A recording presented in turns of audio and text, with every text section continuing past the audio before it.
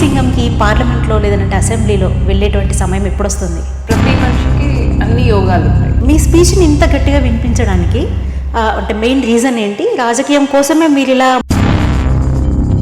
So ప్రస్తుతం ఉన్న రాజకీయ కోణాలలో మీరు ఎదుర్కొంటున్న సవాళ్ళు ఏమైనా ఉన్నాయి అంటే ఏం చెప్తారు? వాళ్ళ సేఫ్టీ కోసం. సనాతన ధర్మం విషయానికి వస్తే నిజంగా అంటే మీరు చెప్తూ ఉంటారు కదా, చాలా చోట్ల స్పీచెస్లో కానివ్వండి, పెద్ద వేదికల పైన చెప్తుంటారు కదా, సో అంటే జనరల్గా పాటిస్తుంటారా? నేను ఫాలో అవ్వడము అదంతా సెకండరీ అండి. ఏదైనా ఒక రేప్ జరిగినప్పుడు అంటుంటారు కదా, సరిగా ఫస్ట్ బట్టలు వేసుకోమను అని చెప్పి కామెంట్స్ రాస్తుంటారు. అంటే మీరు ఒక డ్రెస్ వేసుకున్నప్పుడు దేనికోసం వేసుకుంటున్నారు అని ఆలోచించుకోవాలి. బీజేపీ పార్టీ అనేదే మత రాజకీయాల్ని రెచ్చగొడుతుంది అని చెప్పి, లేదనంటే సనాతన ధర్మం పేరుతోని భక్తిని నేర్పిస్తుంది జనాలకి, అంతకుముందు మేము ఎన్నడూ పూజలు చేయలేదా అనే వర్షన్ కూడా వింటున్నాం ప్రజల్లో వినట్లేదు. కాంగ్రెస్ బీఆర్ఎస్లోనే వినబడతాయి ఇట్లాంటి పిచ్చి వాగుడంతా. ప్రతిపక్షాలు మిమ్మల్ని ఒక యూట్యూబ్ డిబేట్ లీడర్గా చూస్తున్నారు.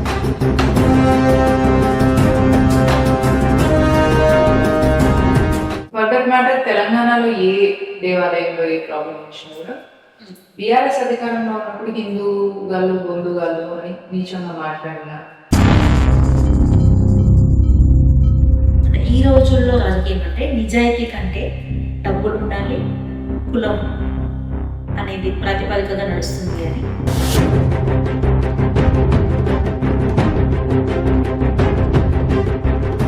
వేములవాడలో దర్గాను తొలగించారు, మళ్ళీ కడుతున్నారు. అంటే కాంగ్రెస్ అంటే ముస్లిం అంటే కాంగ్రెస్ కదా, కాబట్టి దర్గాలు మసీదులు.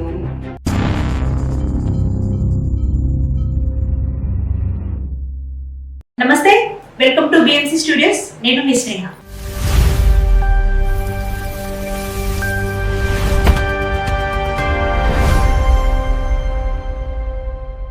సో ఈరోజు మన ముందున్న గెస్ట్ చాలా మందికి ఇన్స్పిరేషన్ అని చెప్పొచ్చు. ఇప్పుడు వస్తున్నటువంటి జనరేషన్లో ఉమెన్స్ అందరికీ కూడా తన ఒక రోల్ మోడల్ అని చెప్పొచ్చు. తన రాజకీయ జర్నీ ఎలా ఉంది, నెక్స్ట్ ఫ్యూచర్లో తన ప్రణాళిక ఎలా ఉంది, రాజకీయంగా తను ఎదుర్కొంటున్నటువంటి సవాళ్ళు ఏమైనా ఉన్నాయా, ఇలాంటి అన్ని విషయాన్ని కూడా అక్కడిని అడిగి తెలుసుకుందాం. నమస్తే అక్క, ఎలా ఉన్నారు? నమస్తే Sneha, thank you for the generous introduction. నేను చాలా బాగున్నాను, మీరు ఎలా ఉన్నారు? Super, thank you so much. మీరు కూడా మా స్టూడియోకి వచ్చినందుకు. చాలా డేస్ నుంచి మీ ఇంటర్వ్యూ కావాలని వెయిట్ చేశాను, ఆ రోజు ఇవాళ వచ్చేసింది. సో ఎక్కువ వీడియోస్లో చూస్తే పబ్లిక్ అంతా కూడా కామెంట్స్ రాస్తుంటారు ఏమని, సో లేడీ సింగం అని చెప్పి. సో ఈ లేడీ సింగంకి పార్లమెంట్లో లేదంటే అసెంబ్లీలో వెళ్ళేటువంటి సమయం ఎప్పుడొస్తుంది? ప్రతి మనిషికి అన్ని యోగాలు ఉంటాయి, వివాహం కానీ పిల్లలు కానీ ఇట్లా. ఆ యోగాలలో రాజకీయం అనేది కూడా ఒక యోగం. ఓకే, ఆ యోగం మనకి భరతమాత ఇవ్వాలి. భారతదేశంలో ఏ నియోజకవర్గం నుంచి కానీ ఒక వ్యక్తి ప్రతినిధిగా వెళ్ళిండు అంటే అతనికి ఖచ్చితంగా భరతమాత అనుగ్రహం ఉంటేనే వెళ్తారు. సో నేను చేస్తున్న ఉపాసనకి ధర్మదేవత భరతమాత నాకు ఎప్పుడు అనుగ్రహం ఇస్తే అప్పుడు అసెంబ్లీకా పార్లమెంట్కా అనేది అమ్మవారి చేతిలో ఉంటుంది. ఓకే, మీ స్పీచ్ని ఇంత గట్టిగా వినిపించడానికి అంటే మెయిన్ రీజన్ ఏంటి? రాజకీయం కోసమే మీరు ఇలా మలచబడ్డారా, లేదనంటే మొదటి నుంచి ఉన్నటువంటి అలవాట, ఎట్లా ఈ స్కిల్స్ ఎలా అబ్బాయి అనుకోవచ్చు? నాకేం పొలిటికల్ బ్యాక్గ్రౌండ్ లేదండి, మా ఫ్యామిలీలో ఎవరు పాలిటిక్స్లో లేరు.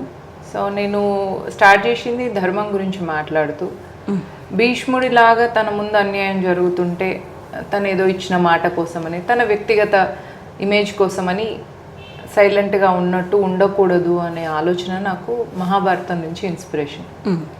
ద్రౌపది వస్త్రహరణం జరుగుతున్నప్పుడు భీష్ముడు సైలెంట్గా ఉండకుండా ఉంటే జరిగేది కాదు అని నేను నమ్ముతాను. ఓకే, కాబట్టి నా ముందు నా ధర్మానికి కానీ నా హిందూ సమాజానికి కానీ ఎక్కడైనా అన్యాయం జరిగినప్పుడు దాన్ని రేజ్ చేస్తే, వాయిస్ రేజ్ చేయడం వల్ల ఏదైనా ఉపయోగం అవుతుంది అని అనిపించినప్పుడు రేజ్ చేయాలి కదా అని అనుకొని మాట్లాడడం జరిగింది. నా అదృష్టం ఏంటంటే హిందూ సమాజం దాన్ని ఓన్ చేసుకున్నారు. నా మాటను వాళ్ళు స్వీకరించిండ్రు, నా ఆలోచనను వాళ్ళు సమ్మతించిండ్రు. దాని నుంచి ఇంకా చేయాలనే ఇన్స్పిరేషన్ వచ్చింది. ఓకే, అట్లా నడుస్తుంది. సో ప్రస్తుతం ఉన్న రాజకీయ కోణాలలో మీరు ఎదుర్కొంటున్న సవాళ్ళు ఏమైనా ఉన్నాయి అంటే ఏం చెప్తారు? నేను ఇంకా అంత పొలిటీషియన్ అవ్వలేదు, సో సవాళ్ళ దాకా వెళ్ళలేదు. ఓకే, ఒకటి. రెండో విషయం వచ్చేసి పార్టీ ఐడియాలజికల్ పార్టీ కాబట్టి భారతీయ జనతా పార్టీ, ఇక్కడ వేరే పార్టీలో ఉన్నంత సవాళ్ళు, వేరే పార్టీలో ఉన్నంత ఇబ్బందులు ఉండవు అని నేను నమ్ముతాను. ఓకే, ఇక బేసిక్గా కొన్ని ప్రాబ్లమ్స్ అనేటివి కామన్, ఏ ఫీల్డ్లో ఉన్నా కూడా అవి కామన్. వాటిని ఫేస్ చేస్తూ ముందుకెళ్తాం. అల్టిమేట్లీ నేను బిలీవ్ చేసేది, నాకు నా డెస్టినీలో ఉంటే అది ఎవరు చేంజ్ చేయలేరు, నా డెస్టినీలో లేకపోతే దాన్ని ఎవరు క్రియేట్ కూడా చేయలేరు. Okay. So I believe in my destiny. Of course అట్లని ర్యాండమ్గా ఏం వర్క్ చేయట్లేదు. I have a vision in politics. ఇది నేను కెరియర్గా తీసుకొని ముందుకెళ్తున్నాను కాబట్టి I hope for the future. Okay. So లేటెస్ట్గా జరిగినటువంటి నీట్ పేపర్ ఎగ్జామ్ లీక్ విషయంలో కానివ్వండి, వాళ్ళు చేస్తున్నటువంటి ప్రొటెస్ట్ విషయంలో కానివ్వండి, అసలు మీరు సమాజానికి ఎలాంటి మెసేజ్ ఇస్తారు ఆ టాపిక్ మాట్లాడాల్సి వస్తే? భారతదేశంలో ఫార్మర్స్ ప్రొటెస్ట్ కానీ, సిఏఏ షహీన్ బాగ్ ప్రొటెస్ట్ కానీ, ఇప్పుడు జరుగుతున్న ఈ కాక్రోచ్ ప్రొటెస్ట్ కానీ, ఇవన్నిట్లలో ఎక్కడైనా ఏదైనా ప్రాబ్లం ఉన్నప్పుడు ఆ ప్రాబ్లమ్ని అడ్రస్ చేయడం కోసం ఒక ధర్నా స్టార్ట్ అయిన తర్వాత అక్కడ యాంటీ సోషల్ ఎలిమెంట్స్ తయారవుతున్నారు. ఓకే. ఆ యాంటీ సోషల్ ఎలిమెంట్స్ భారతదేశంలో మన శ్రీలంకలో, బంగ్లాదేశ్లో, నేపాల్లో రెజ్యూమ్ చేంజ్ చేసినట్టు భారతదేశంలో చేయలేకపోతున్నారు. కాబట్టి ఈ ప్రతి ప్రొటెస్టులో గవర్నమెంట్ని డిఫేమ్ చేసే దానికి ప్రయత్నం జరుగుతుంది. ఖచ్చితంగా అదే ప్రయత్నం జరుగుతుంది. ఓకే. ఫార్మర్స్ ప్రొటెస్ట్లో కూడా అక్కడ వైలెన్స్ ఎందుకైంది? ఒక ఫార్మర్ ప్రొటెస్ట్లో ఫార్మర్స్ ఫస్ట్ ఆఫ్ ఆల్ 3-4 నెలలు కూర్చోరు. రైతు మొలకెప్పుడు వేయాలి, విత్తనం ఎప్పుడు వేయాలి, ఏ సీజన్లో ఏం విత్తనం వేస్తా, నేను ఏ పంట రావాలి అనని ఆలోచనతో ఉండే రైతు, ప్రకృతికి అనుకూలంగా వెళ్ళే రైతు 3-4 నెలలు అక్కడ రైతు ప్రొటెస్ట్లో ఉంటాడా? ఆలోచించాలి. అక్కడ ఉన్న వాళ్ళంతా ఎవరు? రైతు కష్టం ద్వారా తమ ఆర్థికంగా ఎదుగుతున్న వాళ్ళు ఉన్నారు అనే విషయాన్ని మనం అర్థం చేసుకుంటే ఆ ప్రొటెస్ట్లో కూడా మనకు యాంటీ సోషల్ ఎలిమెంట్స్ ఎంతమంది ఉన్నారో అని అర్థమవుతుంది. సిటిజన్షిప్ అమెండ్మెంట్ యాక్ట్ కూడా మనం చూస్తే భారతదేశం నుంచి విడిపోయింది ఆఫ్ఘనిస్తాన్, భారతదేశం నుంచి హిందువులతో ఉండము అని విడిపోయింది పాకిస్తాన్, బంగ్లాదేశ్.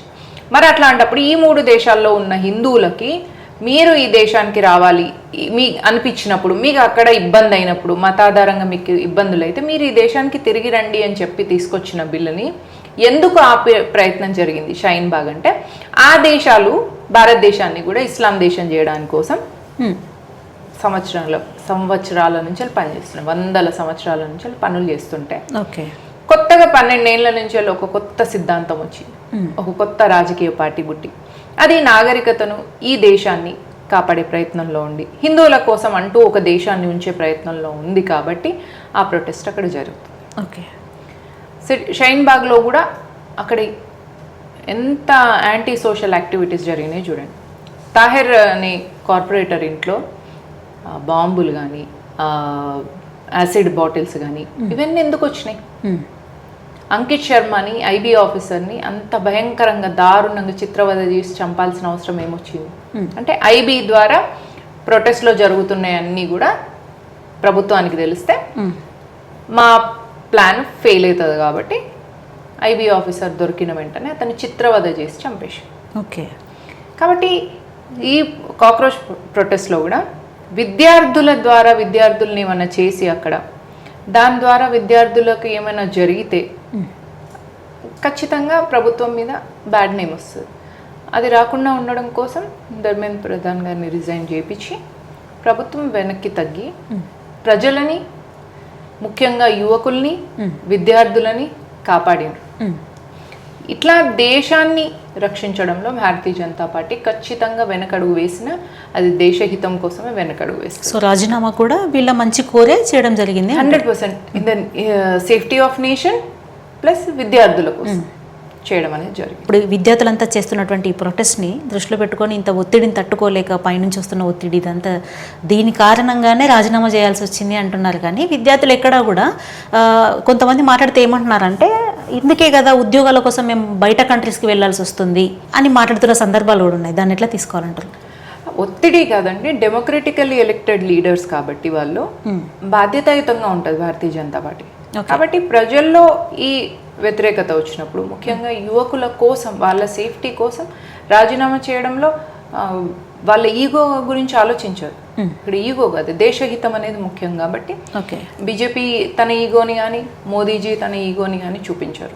దేశహితం కోసం, ప్రజల కోసం, ముఖ్యంగా యువకుల్ని ప్రాపర్గా డైరెక్షన్ ఇవ్వడం కోసం, ఎందుకంటే వాళ్ళు ఫ్యూచర్ ఆఫ్ ద కంట్రీ.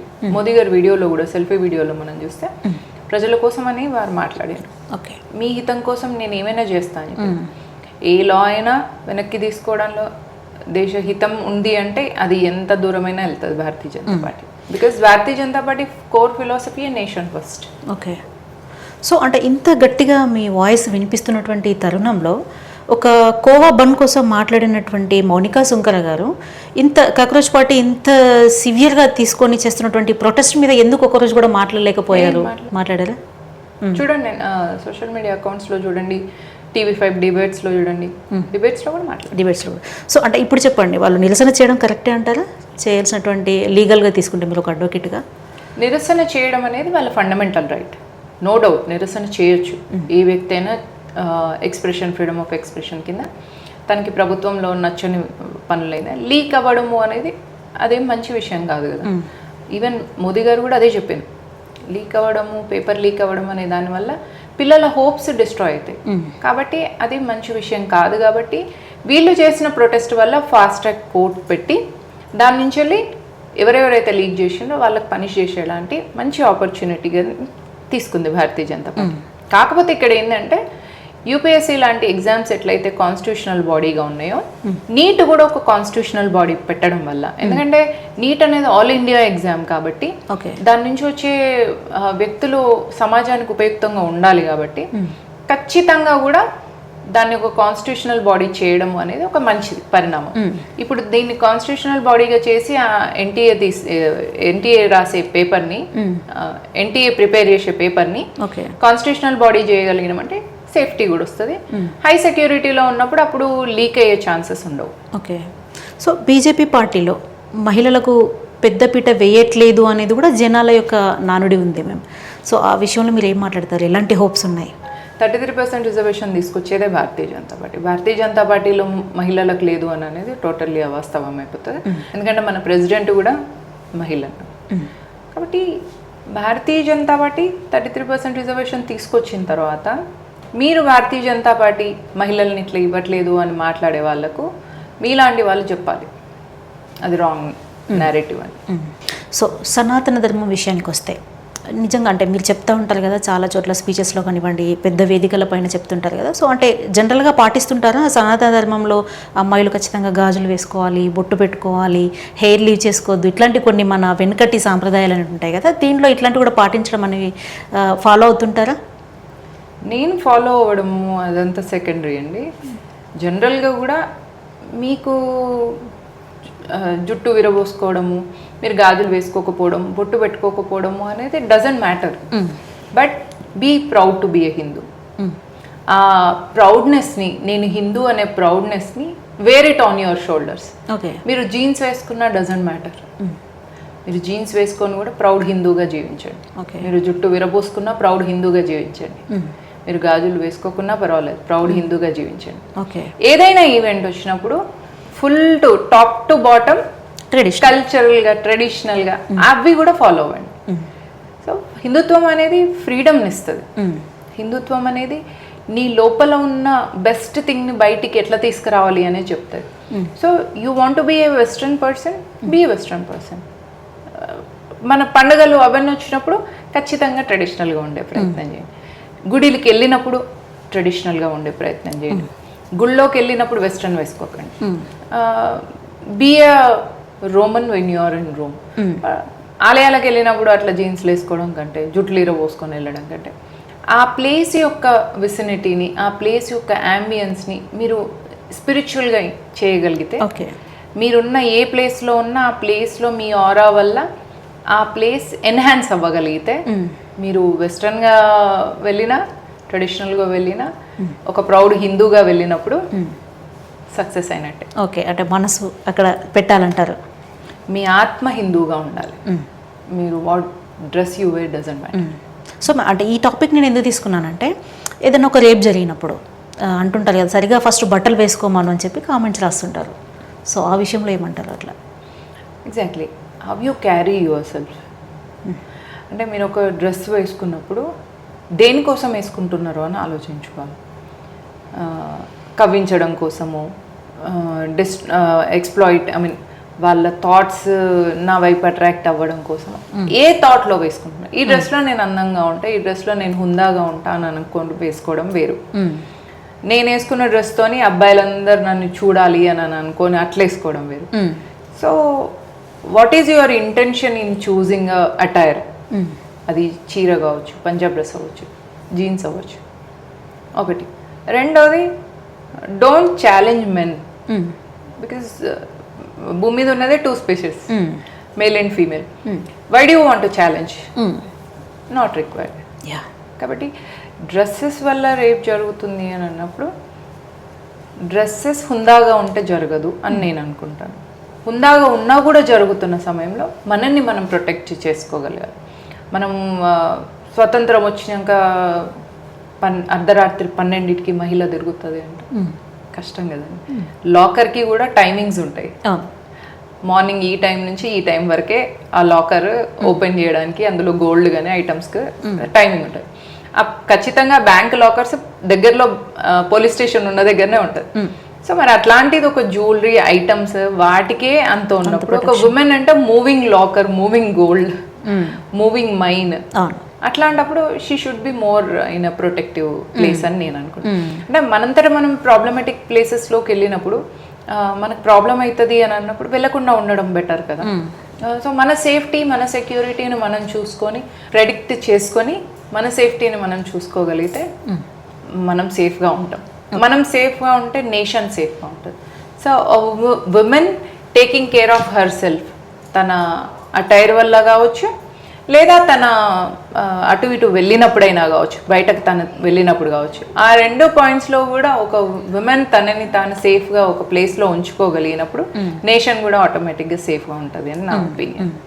అయితే మేము ఆ మధ్య కాలంలో 2 హీరోయిన్స్, 2 హీరోయిన్స్ విషయంలో సమంత అండ్ సాయి పల్లవి విషయాలలో దుమ్మెత్తిపోసారు. ఆ టైంలో ఎందుకు జరిగింది? వాళ్ళ కూడా బట్టల విషయంలోనే మీరు ఒక టాపిక్లో మాట్లాడారు. నేను వాళ్ళ కెరీర్ కానీ వాళ్ళ విషయంగా కానీ కంటే కూడా నేను రియాక్ట్ అవ్వడానికి కారణం ఏంటంటే వాళ్ళు దేశం గురించి మాట్లాడొద్దు.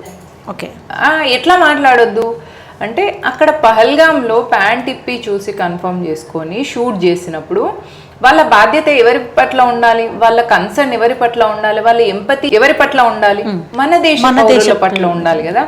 మనం అప్పుడు వాళ్ళకు వాటర్ ఆపేసినప్పుడు పాకిస్తాన్కి, అక్కడ క్లియర్గా పాకిస్తాన్ వ్యక్తి వచ్చి భారతీయుల్ని చంపేసినాక పాకిస్తాన్కి మనం వాటర్ ఆపేసినప్పుడు మనం పాకిస్తాన్కి సపోర్ట్గా వాటర్ ఇవ్వాలి అని అంటే వాడు వచ్చి చంపేసి వెళ్ళిపోతే ఏం చేయాలి? So that was my reaction. My reaction was not on them personally. అది టోటలీ దేశానికి వాళ్ళు క్లియర్గా ఇస్తలేరు కాబట్టి, వాళ్ళ మెసేజ్ వల్ల ప్రజల్లో కన్ఫ్యూజన్ క్రియేట్ అవుతుంది కాబట్టి, ఇట్లాంటి మీరు ఒక సెలబ్రిటీ స్థాయిలో ఉండి ప్రజల్ని కన్ఫ్యూజ్ చేసే ఇలాంటి మాటలు మాట్లాడొద్దు కాబట్టి నేను వాళ్ళ పట్ల రియాక్ట్ అవ్వడం జరిగింది. సో యాజ్ అ సెలబ్రిటీగా ఎక్కువ మందికి రీచ్ వెళ్తుంది కాబట్టి నెగిటివ్ అనేది ఇది చేయొద్దు అంటారు అంతే. సో ఇంకా మేము 1 ఫ్రేమ్లో 2 లయన్స్ అని అనుకోవచ్చు. ఈ మధ్యకాలంలో మోడీ గారిని కలిశారు. అయ్యో, హీజ్ మై గురు అండి. ప్రతి గురువు అంట తన శిష్యులకు ఒక దేవతని, ఒక జ్ఞానాన్ని, ఒక మంత్రాన్ని ప్రసాదిస్తారంట.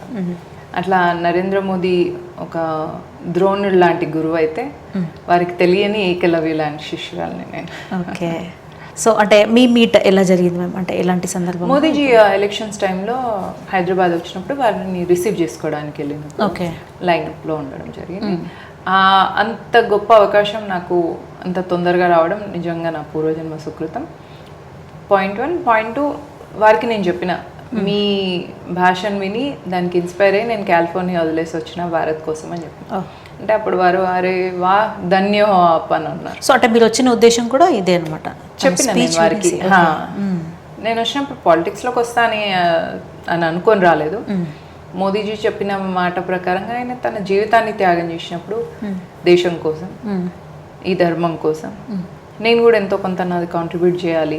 ఇంకా ఎన్నేళ్ళు ఉంటాం ఇక్కడ, ఎప్పుడైనా వెళ్ళిపోవాల్సిందే కదా, అదేదో తొందరగా వెళ్ళిపోదాం అని అనుకొని రిటర్న్ వచ్చేసినాను. ఓకే, వచ్చిన తర్వాత అనుకోకుండా పాలిటిక్స్లో వెళ్ళిన. నేను పాలిటిక్స్లో వెళ్ళినప్పుడు కూడా మోదీజీతో ఫోటో దిగితే చాలు పాలిటిక్స్లో అనుకున్నా. బట్ దాని పార్టీ నన్ను చాలా ఓన్ చేసుకొని నన్ను అప్రిషియేట్ చేయడం, పార్టీలో సీనియర్స్ కానీ అందరు నన్ను ఓన్ చేసుకోవడం వల్ల నేను ఫ్యూచర్ చూసుకుంటున్నాను. ఓకే.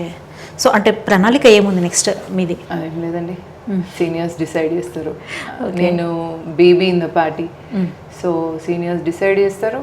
అండ్ ఇప్పుడు 33% రిజర్వేషన్ కూడా రాబోతుంది కాబట్టి మహిళల కోసం అవసరము వాయిస్ అనుకున్నప్పుడు ఎక్కడ అవసరమైతే అక్కడ పెడతారు.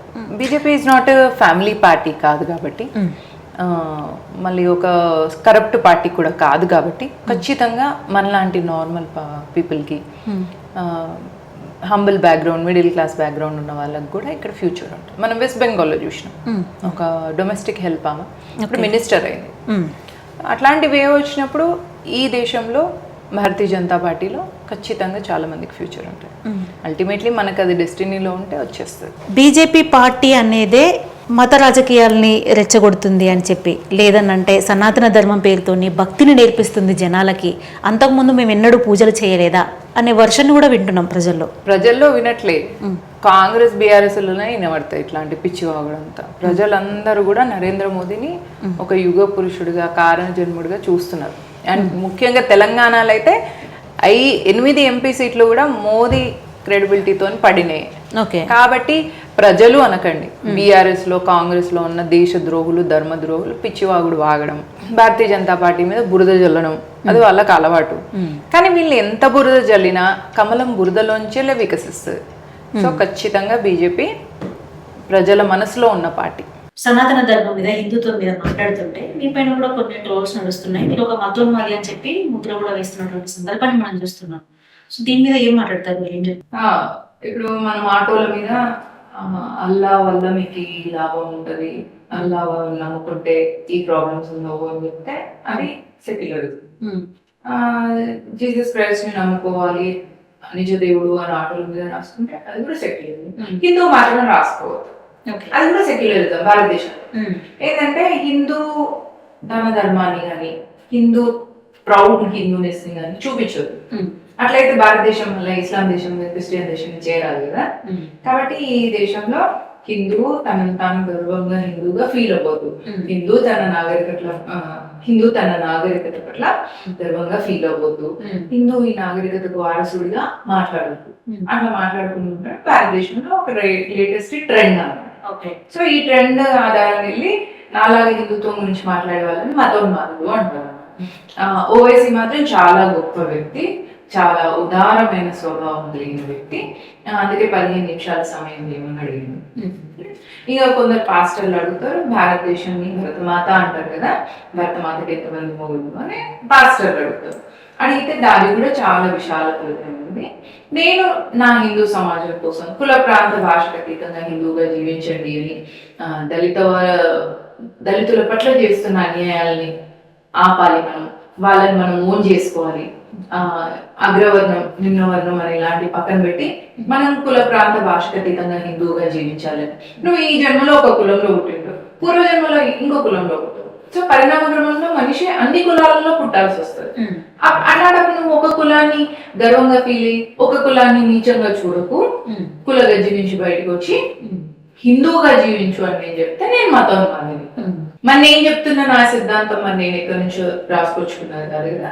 కుల ప్రాంత భాషకు అతీతంగా భారతీయుడిగా జీవించాలి అని అంత్యోదయ సిద్ధాంతాన్ని భారతీయ జనతా పార్టీ చెప్తుంది. కాబట్టి ఆ సిద్ధాంతం ప్రకారంగా అంత్యోదయలో ఏ కులం వాళ్ళు ఉన్నా కూడా మన హిందువా కాదా, మన భారతీయుడా కాదా అని ఆలోచింపజేసేలాగా నేను మాట్లాడితే నేను మతోన్మాది అయితే. అట్లా మాట్లాడే సిద్ధాంతాన్ని చెప్పిన భారతీయ జనతా పార్టీ మతోన్మాది పార్టీ అవుతుంది. ఈ మూర్ఖపు స్టేట్మెంట్ కాంగ్రెస్ బీఆర్ఎస్ సృష్టించింది, బ్రేకింగ్ ఇండియా ఫోర్సెస్ సృష్టించింది తప్ప ప్రజల్లో ఈ ఒపీనియన్ లేదు. ఎందుకు నేను చెప్తున్నా అంటే వరల్డ్స్ లార్జెస్ట్ పొలిటికల్ పార్టీ భారతీయ జనతా పార్టీ.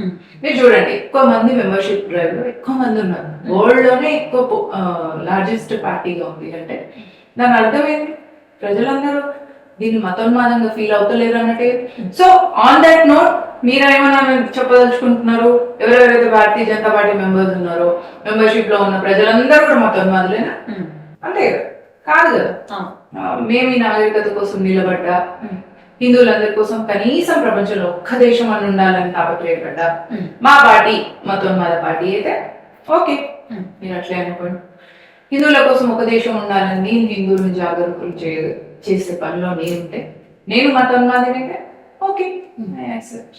సో ఒక వేదిక మీద విన్నా మేము, మళ్ళీ హిందూగా మళ్ళీ జన్మలో పుట్టాలి అంటే ఇలా ఉండండి, లేదంటే క్రిస్టియన్ గానో ముస్లిం గానో పుట్టాలి, ఆ లైన్ ఒకసారి. మీకు ఒక హిందువుగా పుట్టినందుకు మీకు ఒక కర్తవ్యం ఉంటుంది హిందూ ధర్మం పట్ల. మీరు ఈ భారతదేశంలో పుట్టినందుకు మీకు ఒక కర్తవ్యం ఉంటుంది భరతమాత పట్ల. ఆ కర్తవ్యాన్ని మీరు స్మరించి నిర్వర్తించకపోతే ఖచ్చితంగా మీరు వచ్చే జన్మలో ఈ మతానికి ఈ దేశానికి దూరంగా ఉంటుంది. అప్పుడు మీరు డిమోట్ అయినా ప్రమోట్ అప్పుడు మీరు డిమోట్ అయినట్టే. కాబట్టి నేను అందరు ప్రమోట్ అవ్వాలి అన్న ఉద్దేశంతో ధర్మం కోసం, దేశం కోసం, దేవాలయ రక్షణ కోసం ముందు నిలబడండి అని చెప్తాను. సో అదేవిధంగా బీజేపీలో మొదటి నుంచి కష్టపడుతున్న వాళ్ళకి ఫ్యూచర్ లేదు, మధ్యలో వచ్చిన వాళ్ళకి, కొత్తగా వచ్చిన వాళ్ళకి ఉంది అనే విషయంలో మీ స్టాండ్ ఏంటి? That is a wrong narrative అండి. మనకు మన జీవితంలో యోగం ఉంది, ఏదైనా మన దగ్గర వస్తుంది. మనం ఈ ఇంటర్వ్యూ నుంచి వెళ్ళి ఇంటికి సేఫ్ గా వెళ్తామన్న గ్యారంటీ లేని లైఫ్ లో అన్నప్పుడు ఒక పొలిటికల్ కెరీర్ లో నాకు ముందు నుంచి నాకు రాలేదు అని అనుకోవడం నేనైతే అనుకోను.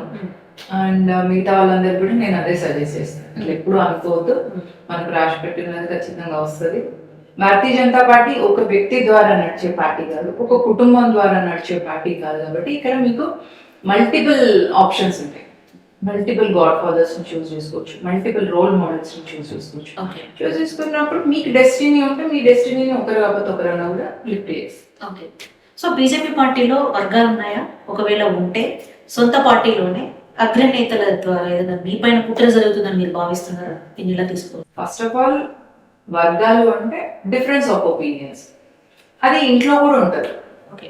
కాబట్టి పార్టీలో ఉంది అని పార్టీని బదనాం చేయడం అయితే కాబట్టి అది wrong statement. Difference of opinions అందరికి ఉంటాయి. ఇది అండ్ భారతీయ జనతా పార్టీ ఇందాక చెప్పినట్టు ఫ్యామిలీ పార్టీ కాదు కాబట్టి ఇక్కడ కొత్తగా లీడర్స్ తయారవుతారు. కమలం కొత్త పూలు ఎట్లయితే వికసిస్తుందో పొలంలో అట్లా కొత్త లీడర్స్ తయారవుతారు. ఆ లీడర్ తయారైనప్పుడు ఆ లీడర్ వేవ్ లెంత్ మ్యాచ్ అయినప్పుడు అదొక వర్గం లేదు, దాంట్లో తప్పేం లేదు. రెండు నా మీద కాన్స్పిరసీ చేయడానికి నేను ఇంకా అంత పెద్ద లీడర్ కాదు. ఈ క్వశ్చన్ అనేది ఒక ట్రెండ్ అయిపోయింది, అందరు యూట్యూబ్ వల్ల ఇదే అడుగుతున్నారు. ప్లీజ్ అలా ఉంటుంది కాబట్టి సో ఇట్లాంటి జరగవచ్చు అనేటువంటి నా మీద ఏదైనా జరుగుతుందంటే ఏం జరగట్లేదు, అంత బాగుంది. అలాగే సనాతన ధర్మం వేలోనే తీసుకుంటే గత జన్మ నెక్స్ట్ జన్మ అనేది ఉంటాయా? ఉంటాయండి. మనం చాలా కేసెస్ చూస్తుంటాం కదా, ఈవెన్ వేరే కంట్రీస్ లో కూడా వాళ్ళకు వాళ్ళ గత జన్మ స్మృతులు గుర్తొచ్చి వాళ్ళు ఆ ప్లేస్ కి వెళ్ళి ఆ ప్లేస్ లో వాళ్ళన్ని కనుక్కొని చేసినప్పుడు ఈ వ్యక్తి ఉండే అని చెప్తారు. మన దేశంలో కూడా చాలా కేసెస్ అట్లా ఉన్నాయి. ఓకే. వాళ్ళు పూర్వజన్మలో ఏది వాళ్ళ జన్మ స్మృతి గుర్తుంది అది ఖచ్చితంగా ఉంటది. మనము బుద్ధిస్ట్ ఫిలాసఫీ కూడా దలైలామా గారు ఆంధ్రప్రదేశ్ లో శాంభవి అనే ఒక అమ్మాయిని కలవడానికి వచ్చింది. ఎందుకంటే పూర్వజన్మలో ఆమె బౌద్ధ మాంక్. అంటే ఏంటిది వాళ్ళకి తెలుస్తుంది, అట్ ద సేమ్ టైం వీళ్ళకి కూడా వీళ్ళు పాస్ట్ లైఫ్ లో బుద్ధిస్ట్ మాంక్ గా ఉన్నారు అనేది తెలుస్తుంది. అంటే ఆ జన్మలో వాళ్ళు చేసిన పని సగం ఉండిపోతే దాన్ని కంప్లీట్ చేయడానికి బుద్ధిస్ట్ మాంక్ ఎక్కడ పుట్టినా కూడా వాళ్ళని ఈ మాంక్స్ వెళ్ళి వాళ్ళని కలుస్తున్నారు బౌద్ధ మత గురువులు. కాబట్టి పాస్ట్ లైఫ్ అనేది ఉంది, దాన్ని బట్టి మనకు రుణానుబంధ రూపేణ పశుపక్షి సుఖాలైన పాస్ట్ లైఫ్ కర్మ ద్వారానే మనం ఒక తల్లిని ఎంచుకొని ఆమె గర్భంలోకి వెళ్తాం. ఆ పాస్ట్ లైఫ్ రుణానుబంధం ద్వారానే ఒక వ్యక్తిని మనం పెళ్లి చేసుకుంటాం, ఆ రుణానుబంధం ద్వారానే మనకు పిల్లలు. So it is all of karma philosophy which comes from lives, different lives. No doubt ఈ జన్మలో మనం ధర్మం కోసం, దేశం కోసం, లాంటి హయ్యర్ ఐడియాలజీ కోసం ఇలా విన్నప్పుడు నెక్స్ట్ జన్మలో ఖచ్చితంగా హిందూగా భారతదేశంలో ఒక హిందూ తల్లి కడుపులోనే పుట్టాలి. నేనైతే అందుకోసమే పనిచేస్తున్నా. ఈ లైఫ్ బాగుంది, నెక్స్ట్ లైఫ్ లో కూడా నేను ఒక హిందూగానే పుట్టాలి కాబట్టి నేను ధర్మం కోసం పనిచేస్తాను. మీరు అట్లా పుట్టాలి అనుకుంటే మీరు కూడా పని తప్పకుండా. సో నెక్స్ట్ క్వశ్చన్, ప్రతిపక్షాలు మిమ్మల్ని ఒక యూట్యూబ్ డిబేట్ లీడర్ గా చూస్తున్నారు, సో వాళ్ళకి మీ సమాధానం ఏంటి? గుడ్ కదా, లీడర్ గా చూస్తున్నాను. అండ్ నాతో డిబేట్ చేయాలంటే వాళ్ళకి కింద మీద అయిపోతుంది. అందుకే నన్ను పర్సనల్ అటాక్ చేస్తుంటారు కాంగ్రెస్ వాళ్ళు, ముఖ్యంగా బీఆర్ఎస్ వాళ్ళు కూడా అట్లనే చేస్తుంటారు. ఇట్స్ గుడ్, నేను అచీవ్ చేసినట్టే. వాళ్ళకు బర్నౌట్ మూమెంట్స్ ఇస్తున్నా అంటే నేను నా పార్టీ ఐడియాలజీని నా షోల్డర్స్ మీద స్ట్రాంగ్ గా తీసుకెళ్తున్నాను కాబట్టి ఐఎమ్ ప్రౌడ్ బీజేపీ అని. సో తెలంగాణ రాజకీయాల్లో మహిళా నాయకులకి రక్షణ ఉందంటారా? ఒకవేళ రక్షణ లేదు అనుకున్నప్పుడు లీగల్గా తీసుకున్నటువంటి చర్యలు ఏంటి? మీ ద్వారా జరుగుతున్నటువంటి సెటరికల్, మీకు జరుగుతున్నటువంటి సెటరికల్ లేదంటే ట్రోల్స్ మీద ఎలాంటి లీగల్ యాక్షన్స్ ఇదివరకు ఏమైనా తీసుకున్నారా? తీసుకోవడానికి ఏమైనా ఉన్నాయా? లీగల్ గా ఐటీ యాక్ట్ బాగానే వర్క్ అవుతుందండి. ఓకే. వీళ్ళు ట్రోల్ చేసే వాళ్ళు ఎంత స్పైన్లెస్ పీపుల్ అంటే ఫేక్ అకౌంట్స్ ట్రోల్ చేస్తారు. వాడికి అక్కడ ధైర్యం లేదు, రియల్ ఫేస్ లేదు. సో ఫేస్లెస్ స్పైన్లెస్ అకౌంట్ తోని ట్రోల్ జరుగుతుంది అంటే అట్లాంటి వాడిని పెద్ద పట్టించుకోవాల్సిన అవసరం లేదు అని నా ఒపీనియన్. నెక్స్ట్ నా మీద చాలా ట్రోల్స్ జరిగినప్పుడు నేను వీడికి ఫేస్ లేదు, స్పైన్ లేదు, వాడి ఒరిజినల్ ఫేస్ తో పోస్ట్ చేసే దమ్ము లేదు, ఇట్లాంటి వాడి కోసం నేను రియాక్ట్ అవ్వడం ఎందుకని జస్ట్ సింపుల్ గా సైబర్ కంప్లైంట్ ఇస్తాను, వాళ్ళు ఆ పేజ్ ని డిలీట్ చేస్తారు. అట్లా నడుస్తుంది. యాజ్ ఏ అడ్వకేట్ గా ఒక సైడ్ కోర్టు కేసులు, మరొక సైడ్ పొలిటికల్ డిబేట్స్ ఇవన్నీ పార్టిసిపేట్ చేస్తున్న టైంలో ఫ్యామిలీని ఎలా బ్యాలెన్స్ చేయగలుగుతున్నారు? నేను మరీ అంత చేయట్లేదండి సేవ.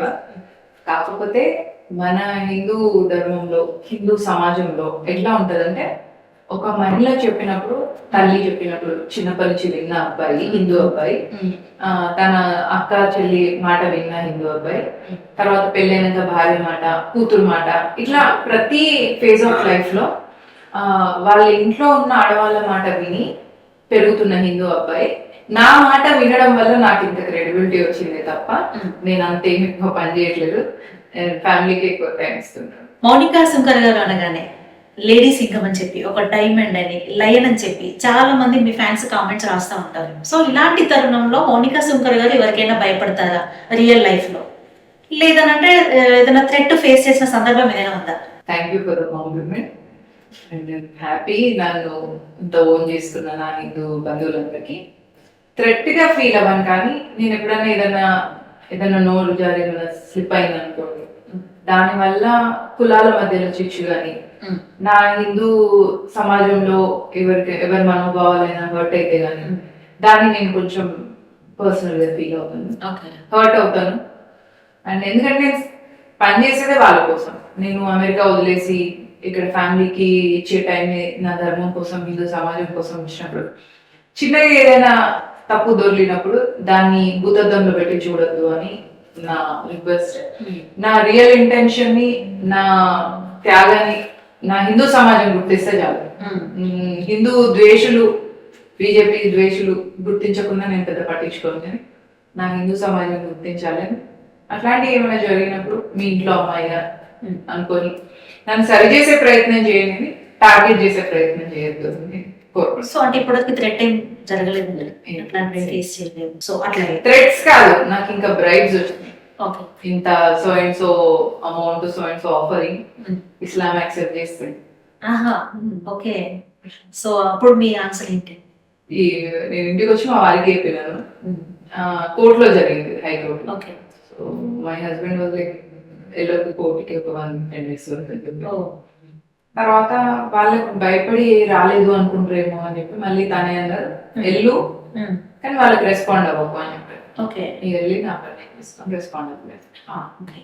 సో మీరంటే చాలా తీవ్రంగా ఘాటుగా స్పందిస్తూ ఉంటారు, ఏదైనా ఇష్యూ జరిగినప్పుడు మంచి స్పీచ్ ఇస్తూ ఉంటారు. మైక్ దొరికితే కొంచెం గట్టిగానే మీ వాయిస్ వెళ్తుంది జనాల్లోకి. సో ఇదంతా ఒక సెలబ్రిటీ హోదాకి లేదనంటే పబ్లిసిటీ స్టంట్ లాంటిదని అనుకోవచ్చా? మైక్ వచ్చిన తర్వాత మౌనికా సుందరం ఉండదండి, అక్కడ వర్తమానం మాట్లాడుతుంది. నేను మతంగి అమ్మవారు ఉపాసన. నాకు మతంగి అమ్మవారు నన్ను శాక్త సంప్రదాయంలోకి తీసుకొచ్చింది. మాతమ్మ అంటారు.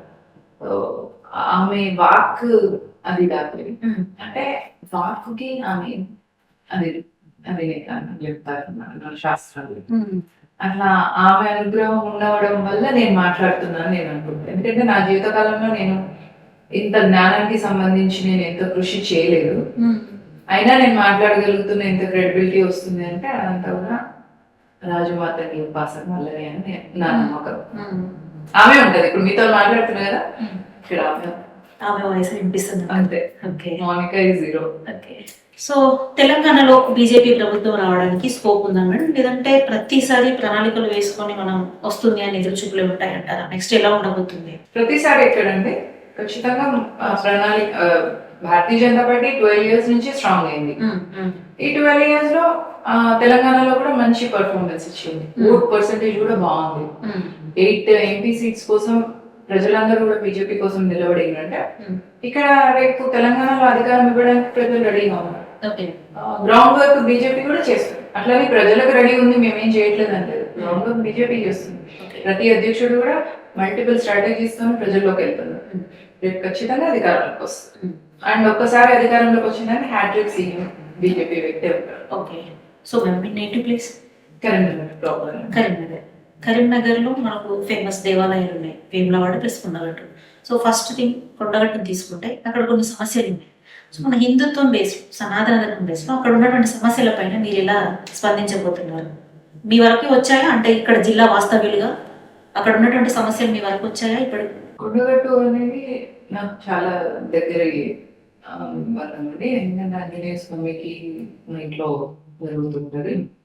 ఒకటి రెండు, ఈ ఏరియాలో ఏదైనా ప్రాబ్లం వస్తుంది అన్నప్పుడు ఫర్ దట్ మ్యాటర్ తెలంగాణలో ఏ దేవాలయంలో ఏ ప్రాబ్లం వచ్చినా కూడా బీఆర్ఎస్ అధికారంలో ఉన్నప్పుడు హిందూగాళ్ళు బొందుగాళ్ళు అని నీచంగా మాట్లాడిన ఆ పార్టీ దేవాలయాలను రక్షిస్తుంది అని అనుకోవడం మూర్ఖత్వం. ఇక రేవంత్ రెడ్డి స్వయాన ఒక ముఖ్యమంత్రిగా ఉండి కాంగ్రెస్ పార్టీకి కాంగ్రెస్ అంటే ముస్లిం, ముస్లిం అంటే కాంగ్రెస్ అనే స్టేట్మెంట్ ఇచ్చి కాంగ్రెస్ కి ఓటేసిన హిందువులందరినీ అవమానించారు. సో మరి ఇట్లాంటి పార్టీ నుంచి మనం దేవాలయ రక్షణ చేయగలమా? చేయలేము. వీళ్ళు చేయబట్టే తెలంగాణలో ఉన్న దేవాలయాల ప్రాబ్లమ్స్. ఈ ప్రాబ్లమ్స్ ని సాల్వ్ చేసుకోవాలంటే డబుల్ ఇంజిన్ సర్కార్ రావాల్సింది. భారతీయ జనతా పార్టీ తెలంగాణలో అధికారంలోకి వస్తే డబుల్ ఇంజిన్ సర్కార్ వల్ల కాంకరెంట్ ఇష్యూస్ సాల్వ్ అయినా కూడా స్టేట్ లెవెల్ ఇష్యూస్ లో ముఖ్యంగా ఎండోమెంట్ ఇష్యూస్ ని అన్ని సాల్వ్ చేయగలం మనం. ఎప్పటివరకైతే బీజేపీ అధికారంలోకి రాదు మన దేవాలయాలలో ఇట్లాంటి అక్రమాలన్నీ జరుగుతుంటాయి. ఇదివరకు బ్రిటిష్ ఉన్నప్పుడు, ముఘల్ ఉన్నప్పుడు జరిగి, ఇప్పుడు కాంగ్రెస్ బీఆర్ఎస్ ఉండడం వల్ల జరుగుతుంది.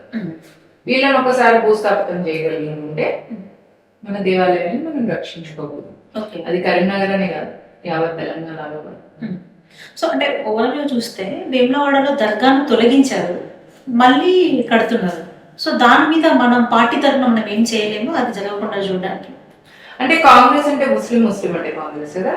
కాబట్టి దర్గాలు, మసీదులు, ఆ బొందల లోపల ఉన్న ఏవైనా కానీ అవన్నీ రక్షణ కాంగ్రెస్. ఎందుకంటే కాంగ్రెస్ అంటే ముస్లిం, ముస్లిం అంటే కాంగ్రెస్. ఓకే. సో మౌనికా సుంకర్ గారికి రోల్ మోడల్ ఎవరు అంటే ఏం చెప్తారు? అది రాజకీయాల్లో కానివ్వండి, బయట కానివ్వండి, అసలు మీ ఇన్స్పైర్ ఎవరు? చిన్నప్పటి నుంచి నేను చూస్తూ పెరిగింది మా అమ్మని. తను తన లైఫ్ లో ఉన్న ప్రాబ్లమ్స్ అన్నిటిని ఫేస్ చేస్తూ కూడా సక్సెస్ అయింది. So how to be a successful women అని తన ద్వారా నేర్చుకున్నాను. ఓకే. నెక్స్ట్ సుష్మా స్వరాజ్ గారు. ఆ టైంలో ఎక్కువ మెయిల్ డామినెంట్ ఫీల్డ్ లో ఆమె తన మాటని ఎంత ఇంప్రెస్ చేయగలిగేవారంటే ఈవెన్ అపోజిషన్ పార్టీ వాళ్ళు కూడా కన్విన్స్ అయ్యేవారు. ఓకే. సో కాబట్టి వారిలాగా మాట్లాడాలి అంటే ట్రై చేస్తుంటా, కానీ అగ్రెషన్ అనేది తొందరగా వచ్చేస్తుంది. నేను దాన్ని కొంచెం కంట్రోల్లో పెట్టుకొని వారిలాగా మోస్ట్ థాట్ ప్రొవోకింగ్ మాటలు మాట్లాడాలని నాకు ఇన్స్పిరేషన్. నెక్స్ట్ రాష్ట్ర సేవికా సమితిలో లక్ష్మీబాయి కేల్కర్ గారు ఫౌండర్. వారిని మేము వందనే మోసీ అంటాం. వారు ఆ జనరేషన్ లో మహిళలు బయటికి రావడానికి భయపడుతున్న సమయంలో ఆర్ఎస్ఎస్ ని మహిళల కోసం ముందుండి నడిపించి ఈరోజు ఇంత పెద్ద సంస్థకి ఎంతో మందికి ధైర్యాన్ని మాట్లాడడానికి, ముందుకొచ్చి నిలబడడానికి, దేశం పట్ల వాళ్ళకున్న దేశభక్తికి ఒక మంచి ప్లాట్ఫామ్ తీసుకొచ్చిన వందనే కూడా నాకు చాలా ఇన్స్పిరేషన్. ఈ రోజుల్లో రాజకీయం అంటే నిజాయితీ కంటే డబ్బులు ఉండాలి, కులం అనేది ప్రాతిపదికగా నడుస్తుంది అని అంటుంటాం ఊహాగానాలు. సో దాన్ని ఎట్లా తీసుకోవచ్చు? నిజమేనా? అది డబ్బు ఉండాలా, మంచి కులమై ఉండాలా రాజకీయాలు చేయాలంటే? మోదీజీ వారికి యోగి అయితే అసలే ఏం లేదు, సన్యాసి. కాబట్టి అది మీరు అనేది వేరే పార్టీస్ లో కరెక్ట్ స్టేట్మెంట్. భారతీయ జనతా పార్టీ బండి సంజయ్ గారిని చూస్తాను. ఓకే. కార్పొరేట్ స్థాయి వ్యక్తి, ఈరోజు కేంద్ర మంత్రి వ్యక్తి. భారతీయ జనతా పార్టీలో కమిటెడ్ గా పనిచేస్తుంటే మండే ఆర్డర్ మీకు వచ్చేస్తుంది. ఓకే. సో అసలు మీ లక్ష్యం ఏంటి ఫ్యూచర్లో? ఏంటి ఏం చేయాలనుకుంటున్నారు నెక్స్ట్? అంత కొత్తగా ఏం ప్లాన్ చేసుకోలేదు. I believe in destiny. Okay. Of course నేను ఏ పని చూసినా కూడా హిందూ సమాజం ఎట్లా యూనిఫై చేయాలి అనే ఉద్దేశంతో చేస్తుంటా కాబట్టి హిందూ సమాజం ఇప్పటి వరకు నన్ను ఎంతైతే ఇష్టపడుతుందో అది ప్రతి సంవత్సరం 10 times పెరగాలి అని మాత్రం కోరిక. ప్రతి ఒక్క హిందూ హృదయంలో మౌనిక మా అమ్మాయి, మా ఇంటి అమ్మాయి, మా ఇంటి ఆడవచ్చు అన్న ఫీలింగ్ ప్రతి ఒక్క హిందూలో ఉండాలి అన్నది నా కోరిక. సో మేడం, ఇప్పుడు ర్యాపిడ్ క్వశ్చన్స్, 1 word, ఒక చిన్న మాటలో ఒకే మాటలో చెప్పాలంటే కోర్టు హాల రాజకీయ వేదికనా? రాజకీయ వేదిక. రాజకీయ వేదిక. రాజకీయాల్లో విజయం సాధించాలంటే డబ్బు ఉండాలా, ధైర్యం ఉండాలా? ప్రజల గుండెలో స్థానం ఉంటుంది. ఓకే. మీకు అత్యంత కోపం తెప్పించే విషయం ఏంటి? దేశం గురించి కానీ ధర్మం గురించి కానీ ఎవరైనా మనం మాట్లాడితే, ఏదైనా ప్రొటెస్ట్లు జరిగినప్పుడు, anti social elements తయారైనప్పుడు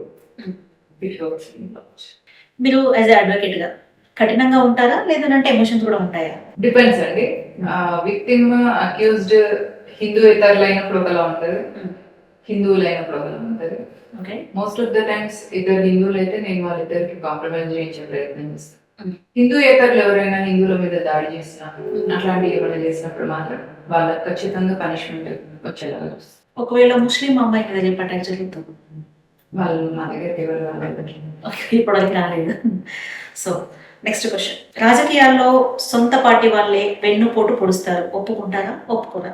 like I said, మన డెస్టినీ ఉన్నప్పుడు మనల్ని వెనుకోవడం అనేది మన డెస్టినీలో ఉంటే అది జరుగుతుంది. సో సొంత పార్టీ వాళ్ళు, బయట వాళ్ళు, ఈ వ్యక్తి ఆ వ్యక్తి అనేది మిమ్మల్ని చాలా ఎమోషనల్ గా గురి చేసినటువంటి సందర్భం ఏదైనా? అందరికి పర్సనల్ లైఫ్ లో ఎమోషనల్ గురి చేసేది ఫ్యామిలీయే చేయగలరు. ప్రస్తుత రాజకీయాల్లో నిజాయితీగా ఉంటే ఓట్లు పడతాయా? ఖచ్చితంగా. మోదీ, యోగి దానికి ఎగ్జామ్. బీజేపీ మహిళా నాయకులకు గుర్తింపు రావడానికి ఇంకా టైం పడుతుంది, అవునా కాదా?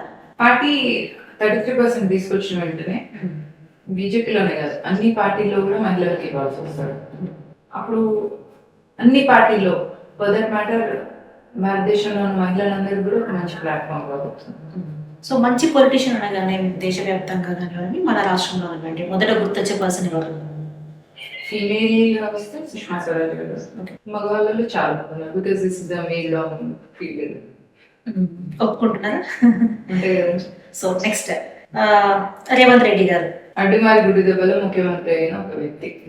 అందుకే పిచ్చి పిచ్చి మాట్లాడతారు. కాంగ్రెస్ అంటే ముస్లిం, ముస్లిం అంటే కేసీఆర్ గారు ఒక లెజెండ్. నాకు తెలంగాణ యాస భాష మీద అభిమానం రావడానికి కారణం కేసీఆర్ గారు. బండి సంజయ్ గారు ట్రూ లీడర్, ఒక హిందుత్వ లీడర్. హిందుత్వ లీడర్.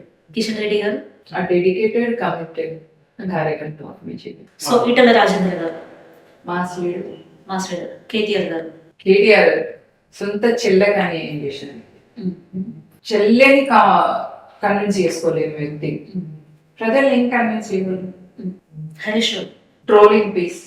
కవిత కేసు నుంచి బయటకు వచ్చి కొప్పేసుకొని నేను అమ్మనైతా అమ్మమ్మనైతా అంటే తెలంగాణ ప్రజలు ఏం పెడిమోహాలు.